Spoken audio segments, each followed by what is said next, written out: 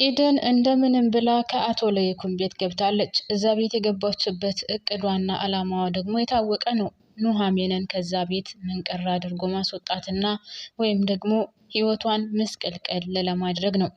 ኑሐሚን ለአባቷ ናሆምን እንደምታፈቅረው ስትነግረው ኤርሚያስ በር ላይ ተለጥፎ ሰምቶ ስለነበረ ኑሐሚን ቤት እያጸዳች እያለ በሩን ሳያንኳኳ ከፍት አድርጎ ገብቶ የሰማሁት ነገር እውነት ነው ወይስ እኔ ጆሮዬ ነው?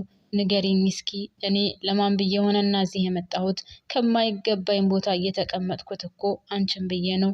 ናሆምን እወደዋለሁ፣ አፍቅሬዋለሁ። እንዴት እንደሆነ ባላቅም ነገር ግን በጣም ወድጄዋለሁ፣ አፍቅሬዋለሁ ስትይ ሰምቻለሁ ለአባትሽ።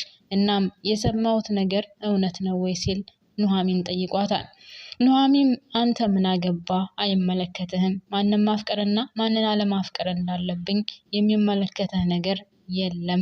በህይወቴ ውስጥ አንተ ምንም ቦታ የለህም ስትል መልሳለታለች። ሰላም ጤና ይስጥልኝ ውድና የተከበራችሁ የቻናሌ ቤተሰቦች በያላችሁበት ሰላማችሁ ብዝዝት ትርፍርፍ ይበልልኝ። ወደ ቻናሌ ስለመጣችሁ ከልብ አመሰግናለሁ። ለቻናሉ አዲስ የሆናችሁ ካላችሁም ላይክ እና ሰብስክራይብ ማድረጋችሁን እንዳትረሱ። የምወዳችሁ የማከብራችሁ በያላችሁበት ሰላማችሁ ይብዛልኝ። ደግሞ ስለምታበረታቱኝ እውነት ለመናገር ከልብ ነው የማመሰግነው። ፈጣሪ ያክብርልኝ። አሁንም 10,000 እንድታስገቡኝ እፈልጋለሁ ቤተሰቦቼ። ፕሊስ እስኪ 10,000 አስገቡኝ ስወዳችሁ ማለት ነው። አዲስ የሆናችሁ ካላችሁ ሰብስክራይብ እያደረጋችሁ የደወል ምልክቷን በመጫን ቤተሰብ ሁኑ። ነባር ቤተሰቦች ደግሞ ላይክ እያደረጋችሁ እስከ ቪዲዮ ፍጻሜ ድረስ አብራችሁኝ ቆዩ። እንግዲህ ኤርሚያስ ጨርቆን ጥሎ ማበድ ነው የቀረው። ኑሐሚን ለአባቷ እንዴት እንደሆነ ባላቅም ነገር ግን በፍጥነት ናሆምን ላፈቅረው ችያለሁ ስትል ነግራው ነበር። አባትየውም ይሄ እኮ ታዲያ በጣም ደስ የሚል ዜና ነው፣ የእሱን ምላሽ ብቻ እንጠብቃለን እንጂ ይሄማ በጣም ደስ የሚል ነገር ነው እያለም እየሳቀ ነበር። ይህን ነገር ደግሞ ኤርሚያስ በር ላይ ሆኖ ሰምቶ ስለነበር ከሚገባው በላይ ተናዶ እስከሚነጋለት ድረስ እንኳን ጊዜ አጥቶ በጧት ተነስቶ ነው እንግዲህ ኑሐሚንን ለማናገር እየሞከረው። ጮክ እያለ ቢናገርም አይኑን ቢያጉረጠርጥም እሷ ግን ምንም አልመሰላትም። አንተ ከህይወቴ ወጥተሃል፣ የለህም። አዎ በፊት ሳላቅና ምንም ነገር ሳይገባኝ ወድጄ አፍቅሬ ራሴን አሳልፌ ሰጥቼ ነበር። ነገር ግን ከዛ በኋላ አንተ ለኔ ምንም ነህ፣ አንተ ለኔ እንደምንም አይደለህም ስትል መልሳለታለች። እሱም እኔ ከዚህ የተገኘሁት ወይም ደግሞ ከማይገባኝ ቦታ የተቀመጥኩት ላንቺ ብዬ ነው። አንቺ ለኔ ካልሆንሽ ለማንም ልትሆኚ አትችይም። አንቺ ለኔ ብቻ ነሽ፣ ለማንም ልትሆኚ አይገባም እያለ የጮኸ ቢናገራትም እሷ አዎ ናሆምን አፍቅሬዋለሁ፣ ምን ታመጣለህ? እወደዋለሁ፣ አፈቅረዋለሁ፣ ህይወቴን ከሱ ጋር ነው መቀጠል የምፈልገው ስትልም በደንብ አድርጋ አስረግጣ ነግረዋለች። እሱም ተናዶ አሳይሻለሁ፣ አንቺ ለማንም አትሆኝም፣ እኔ እስካለው ድረስ ከማንም ጋር ልትሆኝ አትችይም ብሎ በሩን ዘግቶ ተናዶ ወጥቷል። በሌላ በኩል ደግሞ እንግዲህ አምራን ለናሆም እየደወለች መቆሚያ መቀመጫ ስላሳጣችው እሷን ለማግኘት ሄዶ ነበር።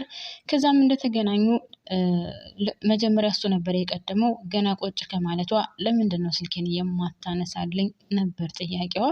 ናሆምም ማን ስለሆንሽ ነው የማነሳልሽ? ለምንድነው የማነሳልሽ? ምን ሲባል ነው የማነሳልሽ? አንቺ እኮ ከሃዲ፣ አስመሳይ፣ ያመነሽንና ለወደፊት ሚስቱ አድርጎሽ ሊቀመጥ የነበረን ሰው የካርሽ አረመኔ፣ ጨካኝ፣ ገንዘብ የምትወጂ ሴት ነሽ። ስለዚህ አንቺ ለኔ አትመጥኝኝም። እንዳንቺ አይነት ከሃዲ ሰው ምን ብዬ ነው ስልክ የማነሳው? እንደውም ልንገርሽ ካሁን በኋላ ከኑሐሚን ጋር ልንጋባ ነው ሲልም እንግዲህ ይነግራታል።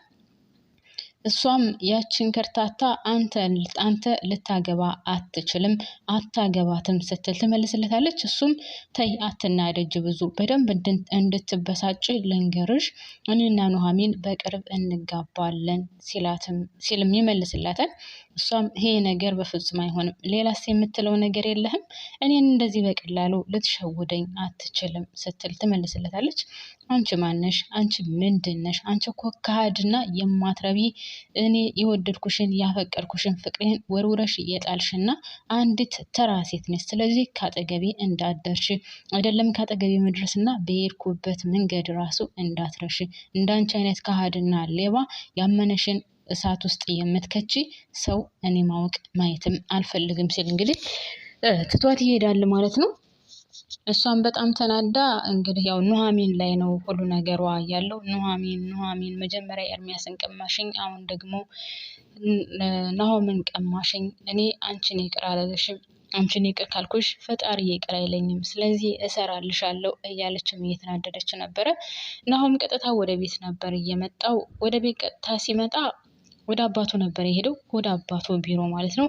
ከአባቱ ቢሮ ከሄደ በኋላ ያው አባቱ ሰላም ካለው በኋላ ስለ ልጅቷ ወይም ደግሞ ተቀረጸ ስለተባለው ቪዲዮ እስኪል ብሎ ነበር አባቱን የጠየቀው። አባትየው ምን ይሰራልሃል? እሱ ነገር እኮ ለአንተ አሁን አያዋጣህም፣ ልጅቷን መተው ነው። ካሁን በኋላ ምንም ነገር አይረባህም ይሄ። ይልቁንስ ከኑሐሚ ጋር ያላቸው ግንኙነት እንዴት ነው እንደታየው ሲለው እንግዲህ ያው ናሆምም ያን ያክል ብዙ ቦታ ባይሰጠውም፣ በነገራችን ላይ ናሆም ከመጀመሪያ ጀምሮ ኑሐሚንን ይወዳታል።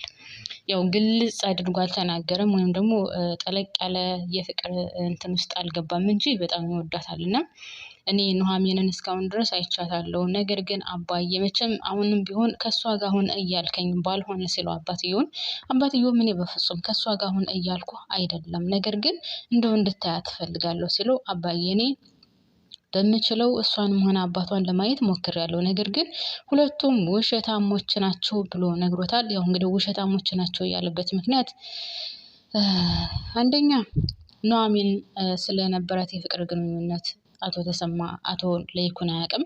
ሁለተኛ ደረጃ ደግሞ ያው እህት እናት ምናምን ቤተሰብ እንዳላት ስላልተናገረች እሱንም አያውቅም። ለዛም ነው እንግዲህ ውሸታሞች ናቸው ሊል የቻለበት ምክንያት። በሌላ በኩል ወይዘሮ ዝናሽ ከአቶ ለይኩን ጋር እያወራች ነበር። አሁንም ያው ጭቅጭቃቸው በኑሐሚን ዙሪያ ነው። ኑሐሚንን እኔ ለናሆም እድረዋለሁኝ፣ ይልቁንስ ይች ልጅ በጣም ምርጥ ልጅ ናት፣ ወደድሽም ጠላሽም ኑሐሚ ለናሆም ናት ሲላት፣ ወይዘሮ ዝናሽ ደግሞ አንተ ይህንን ነገር ውሳኔ የምትወስን ከሆነ እኔ ደግሞ አሳያለሁ ምን እንደምወስን ብላ ትታው ትወጣለች። እንግዲህ ያው የእሷ ውሳኔ ምንድነው? ምናልባትም ወይ እኔ እናንተ እንፋታለን የሚል ይሆናል እንጂ መቼም ከዛ በላይ ሌላ ውሳኔ ይኖራታል ብዬ አላስብም።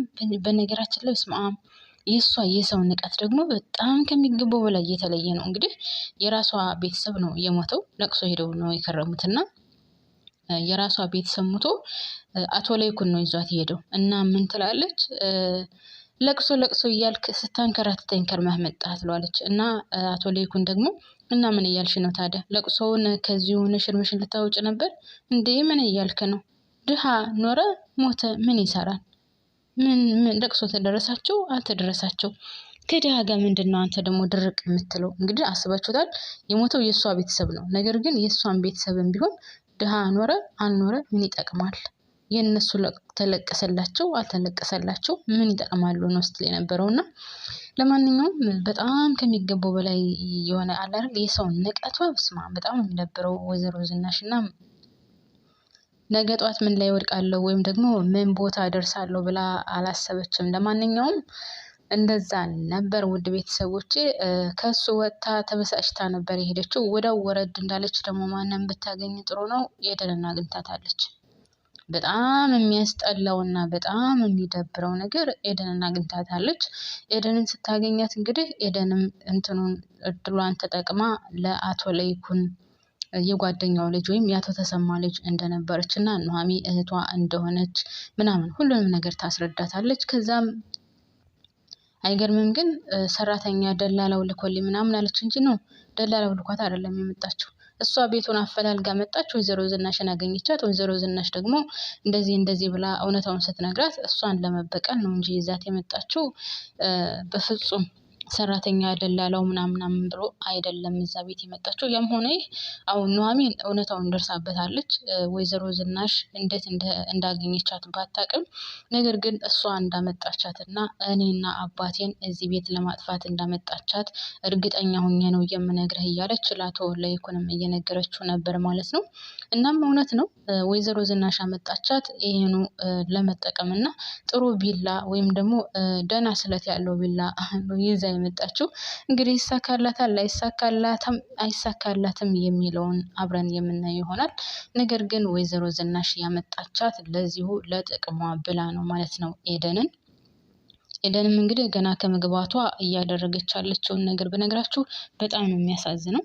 ቀጣይ ያለው ቤተሰቦቼ ቀጣዩን አመጣላችኋለሁ።